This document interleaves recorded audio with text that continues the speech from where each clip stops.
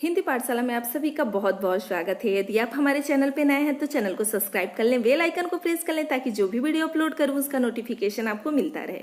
Video अच्छा लगे तो लाइक करना मत भूलें, आपकी लाइक ही हमारी एनर्जी है। आज हम आपके सम्मुख सुभाषित रत्नान नामक पाठ के महत्वपूर्ण श्लोकों को लेकर उपस्थित हैं। सुभाषित रत्नानि का अर्थ है सुभाषित रूपी रत्न। तो स्टार्ट करते हैं आज का वीडियो। पहला श्लोक आपकी स्क्रीन पे है। भाषासु मुख्य मधुरा दिव्य गिरवाण भारती तस्य ही मधुरम काव्यम तस्मादपि सुभाषितम। कह रहा है भाषासु मुख्य मधुरा दिव्य गिरवाण भारती। गिरवाण भारती का अर्थ होता है देववाड़ी संस्कृत, देववाड़ी संस्कृत। भाषासु भाषाओं में मुख्य मधुर और दिव्य गिरवाड़ भारती अर्थात देववाड़ी संस्कृत। तस्य ही मधुरम काव्यम, तस्य उसका मधुर काव्यम, तस्मादपि सुभाषितम और उससे अधिक। सुभाषितम का अर्थ होता है सुंदर युक्ति, सुंदर उक्ति अथवा वचन। अब इसका अनुवाद देख लें। कह रहा है भाषासु मुख्य मधुर दिव्य गिरवाड़ भारती। गिरवाड़ भारती का अर्थ होता है देववाड़ी अर्थात संस्कृत। समस्त भाषासु भाषाओं में मुख्य मधुर और दिव्य है। पुनः आगे कह रहे तस्य ही मधुरम काव्यम, निश्चय या निश्चित रूप से। तस्य ही मधुरम काव्यम, उसका काव्य मधुर है और उससे अधिक मधुर है उसकी। तस्मादपि का अर्थ होता है उससे भी अधिक। मधुर क्या है? सुंदर उक्ति। सुभाषित का अर्थ होता है सुंदर उक्ति अथवा वचन। स्पष्ट हो गया होगा। दूसरा श्लोक देख लिया जाए। सुखार्थिनः कुतो विद्या, सुखार्थिनः कुतो विद्या, कुतो विद्यार्थिनः सुखम। सुखार्थिनः वा तजेत विद्या, विद्यार्थी वा तजेत सुखम। करे सुखार्थिनः कुतो विद्या, सुख चाहने वालों को विद्या कहाँ? कुतो यह अर्थात कहाँ, विद्या अर्थात विद्या। सुख चाहने वाले व्यक्ति को विद्या कहाँ? और विद्यार्थिनः सुखम, और विद्या प्राप्त करने वाले को सुख कहाँ? सुखार्थिनः वा तजेत विद्या, सुखार्थिनः वह तजेत विद्या।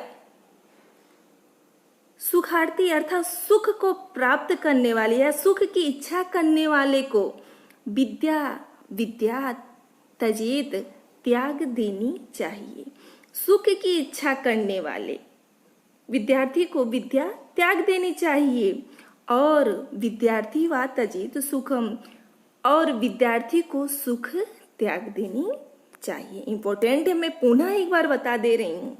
ये मोस्ट इंपोर्टेंट, इसके आगे लगा लीजिए मोस्ट इंपोर्टेंट। सुखार्थिनः कुतो विद्या, कुतो विद्यार्थिनम सुख। सुख चाहने वाले व्यक्ति को विद्या कहाँ? सुखार्थिनः कुतो विद्या, सुख चाहने वाले व्यक्ति को विद्या कहाँ? और विद्या प्राप्त करने वाले को कह रहा विद्यार्थिनः सुखम, कुतो विद्यार्थिनम सुखम। विद्या प्राप्त करने वाले को सुख कहाँ? सुखार्थिनः वा तजेत विद्या, सुख की इच्छा करने वाले को तजेत विद्या, विद्या त्याग देनी चाहिए। और विद्यार्थी वा तजेत सुखम, और विद्यार्थी को सुख त्याग देनी चाहिए। विद्यार्थी अर्थात विद्यार्थी का क्या अर्थ होता है? विद्या ग्रहण करने वाले, अर्थात विद्यार्थी को सुख त्याग देनी चाहिए। अगला श्लोक आपकी स्क्रीन पे है। जल बिंदु निपातेन क्रमशः पूर्यते घट स हेतु सर्व विद्यानां धर्मस्य च धनस्य च। कर जल बिंदु निपातेन क्रमशः, जल बिंदु निपातेन क्रमशः का क्या अर्थ होगा? जल की बूंद गिरने से, निपातेन का अर्थ होता है गिरने से, क्रमशः यानी क्रम से, पूर्यते घटा भर जाता है, घटा मतलब घड़ा। जल की बूंद गिरने से घड़ा क्या हो जाता है? भर जाता है। क्रमशः यानी बूंद गिरने से, जल की बूंद गिरने से घड़ा भर जाता है। करा स हेतु सर्वविद्यानां धर्मस्य च धनश्च। यही समस्त विद्याओं, सर्व विद्यानाम अर्थात समस्त विद्याओं, क्या कह रहे हैं, स हेतु सर्व विद्यानाम अर्थात यही समस्त विद्याओं, धर्मस्य च धर्म और धन का कारण है। धर्मस्य च धनश्च धर्म और धन का कारण है। अर्थात थोड़ा थोड़ा करके ही विद्या, धर्म और धन का संचय किया जा सकता है। पुनः बता दे रहे हैं, जल बिंदु निपातने क्रमशः पूर्यते घटः स हेतु सर्वविद्यानां धर्मस्य च धनस्य च। जल की बूंद बूंद गिरने से, निपातने, निपातने का अर्थ होता है गिरने से, जल की बूंद बूंद गिरने से घटः घड़ा भर जाता, पूर्यते भर जाता है। यही स हेतु, हेतु मतलब समस्त कार्यों का, यही समस्त सर्वविद्यानां समस्त विद्याओं, धर्मस्य धर्म और धन का कारण है। अर्थात थोड़ा थोड़ा करके ही विद्या, धर्म और धन का संचय होता है। स्पष्ट हो गया होगा। अगला श्लोक, काव्यशास्त्र निवादेन कालो गच्छति धीमतां व्यसनेन च मूर्खाणां निद्रया कलहेन वा। मोस्ट इंपोर्टेंट, इसके आगे भी मोस्ट इंपोर्टेंट लगा लीजिए। कह रहा है कि काव्यशास्त्र विनोदेन, काव्यशास्त्र विनोदेन, काव्य और शास्त्र की चर्चा रूपी मनोरंजन से, काव्यशास्त्र काव्य और शास्त्र की चर्चा रूपी मनोरंजन से, कालो, कालो का अर्थ होता है समय, धीमता, गच्छत का अर्थ होता है जाता है या व्यतीत हो जाता है, जाता है, अथवा यह भी कह सकते हैं व्यतीत होता है। धीमताम का अर्थ होता है बुद्धिमानों का। व्यसनेन च मूर्खाणाम, बुरी आदत, व्यसनेन का क्या अर्थ होता है, बुरी आदत से, मूर्खाणाम मूर्ख मनुष्यों का, निद्रया सोने, और कलहेव, कलहेनवा और कलह अर्थात लड़ाई झगड़े में व्यतीत होता है। अब इसका अनुवाद देख लीजिए। बुद्धिमान, धीमताम का क्या अर्थ होता है, बुद्धिमान, बुद्धिमान व्यक्तियों का समय काव्य शास्त्रों का या काव्य और शास्त्रों की चर्चा रूपी मनोरंजन में क्या हो जाता है, व्यतीत हो जाता है। बुद्धिमान व्यक्तियों का समय काव्य और शास्त्रों की चर्चा रूपी मनोरंजन में व्यतीत होता है, और मूर्ख व्यक्तियों का समय, मूर्खाणाम मूर्ख व्यक्तियों का समय, व्यसनेन बुरी आदतों, निद्रयाम सोने, अथवा कलह, कलहेन अर्थात कलह अथवा लड़ाई झगड़े में व्यतीत हो जाता है। अगला श्लोक आपकी स्क्रीन पे है, न चौर्यहार्यम न च राजहार्यम न भतृभाज्यम न च भारकारी वय कृते वर्धत एव नित्य विद्याधनम सर्वधनम प्रधानम। कह रहा है कि न चौर्यहार्यम, न चोरम मतलब नहीं, चौरहार्यम चोरों द्वारा चुराया जा सकता है, नहीं चोरों द्वारा चुराया जा सकता है। न च और नहीं, राजहार्यम किसी राजा द्वारा हरण किया जा सकता है। न भातृभाज्यम न च भारकारी, न भातृभाज्यम न भाइयों द्वारा बांटा जा सकता है, न ही भार का कर, न च भारकारी और न ही भार कारक है।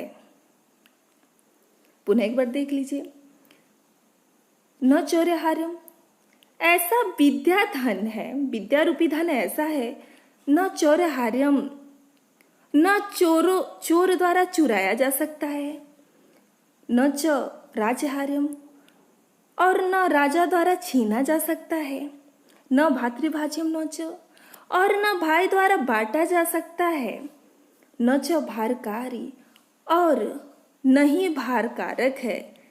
तथा आगे कह रहे हैं, वय कृति वर्धनत एवं नित्य विद्याधनम सर्वधनम प्रधानम। वय करने से नित्य बढ़ता है, नित्य मतलब रोजाना या नित्य बढ़ता है, वर्धत बढ़ोतरी होती है, बढ़ता है। विद्या धनम सर्वधनम प्रधानम, जो सब धन में प्रधान है। विद्या रूपी धन, विद्या धनम, विद्या रूपी धन सर्वधनम प्रधानम, समस्त धन में प्रधान है। स्पष्ट हो गया होगा। अगला श्लोक आपकी स्क्रीन पे है। 6वें नंबर श्लोक की बात की जा रही है। इसके आगे भी आप चाहे तो डबल स्टार लगा सकते हैं। हाँ जी, बहुत ही महत्वपूर्ण है। आराम से चलेंगे, एक एक शब्द को क्लियर करेंगे, बिल्कुल घबराने की जरूरत नहीं है। करा परोच्य कार्य हंतारम प्रत्यक्षे प्रियवादिनम वर्जत्यो तादृशम मित्र विष कुंभम पया मुखम। परोच्य अर्थात, परोच्य का क्या अर्थ होता है? पीठ पीछे। परोच्य अर्थात पीठ पीछे। कार्य हंतार, कार्य हंतार अर्थात कार्य को नष्ट करने वाले। कार्य हंतार अर्थात कार्यों को नष्ट करने वाले। कर प्रत्यक्षे प्रियवादिनम, प्रत्यक्षे और सामने प्रियवादनम, प्रिय बोलने वाले। प्रियवादिनम अर्थात प्रिय बोलने वाले। मित्र को वैसे ही त्याग देना चाहिए। वर्जयते तादृशम मित्रम, वर्जयते अर्थात परित्याग कर देना चाहिए। मित्र को उसी प्रकार परित्याग कर देना चाहिए। कर है विष कुंभम पयोमुखम, जिस प्रकार मुख में अथवा ऊपरी हिस्से में दूध वाले विष के घड़ों को त्याग देते हैं। विष कुंभम, विष से युक्त घड़ा। पया मुखम, पया मुखम मुख पर। पया अर्थात दूध वाले, ऊपरी भाग पर दूध वाले हिस्से से भरा हुआ, किंतु घड़े के अंदर विष हो तो उस घड़े को क्या कर देना चाहिए? परित्याग कर देना चाहिए। पुनः एक बार बता दे रही हूं। परोच्चे, परोच्चे का अर्थ होता है पीठ पीछे। कार्य हंतारम, पीठ पीछे कार्य को नष्ट करने वाले। और प्रत्यक्षे प्रियवादिनम, सामने प्रिय बोलने वाले मित्र को वैसे ही त्याग देना चाहिए। वर्जयते तादृशम, वैसे ही त्याग देना चाहिए। तादृशम, तादृशम का अर्थ होता है वैसे ही। वर्जयेत त्याग देना चाहिए। विष कुंभम, विष के घड़े को। पयोमुखम, पयोमुखम का अर्थ होता है मुख में या ऊपरी हिस्से में दूध वाले। अर्थात एक बार पुनः अनुवाद देख लीजिए।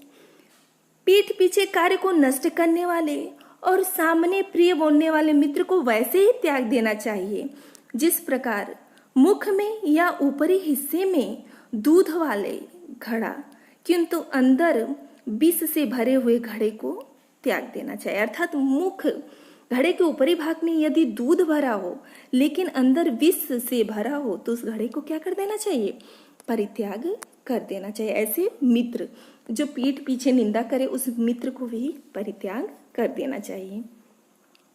और आज के वीडियो का अंतिम श्लोक है। उदेति सविता ताम्रास्ताम्र एवास्तमेति च संपत्ते च विपत्ते च महात्मा में एक रूपता। उदेति, उदेति सविता, सविता किसका पर्यायवाची है? सूर्य का। तो उदेति, उदित तो होता है सविता अर्थात सूर्य। अस्तमेति कराए, अस्तमेति च और अस्त होता है। ताम्र अस्ताम्र, ताम्र अस्ताम्र अर्थात लाल। जब सूर्य उदय के समय भी क्या होता है? लाल होता। उदेति सविता ताम्र, सूर्य उदय के समय लाल होता है। और करा एवं अस्तमेति च ताम्र अर्थात और अस्त होते समय भी, अस्तमेति च अस्त होते समय भी ताम्र लाल होता है।